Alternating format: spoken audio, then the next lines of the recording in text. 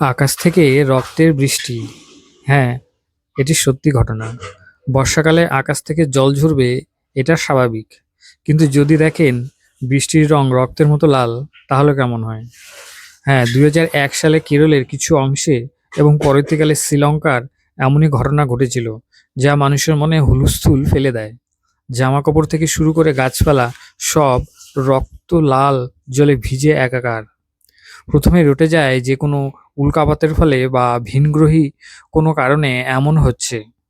কিন্তু বিজ্ঞানীরা মাইক্রোস্কোপের নিচে সেই বৃষ্টির জল পরীক্ষা করে আসল রহস্য ভেদ করেন। এটি কোনো অলৌকিক ঘটনা নয়, বরং এক প্রকার আণুবীক্ষণিক শ্যাওলা বা অ্যালগির কারসাজি।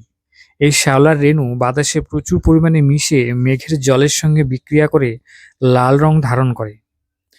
যদিও বিজ্ঞানীদের ব্যাখ্যা মিলেছে, তবু আকাশ থেকে রক্ত ঝরতে দেখার সেই দৃশ্য আজও স্থানীয়দের কাছে এক ভয়ঙ্কর স্মৃতি। প্রকৃতির এমন আজব খেয়াল সত্যি অবাক করার মতো। ভিডিওটি ভালো লাগলে লাইক এবং সাবস্ক্রাইব করবেন। ভালো থাকবেন।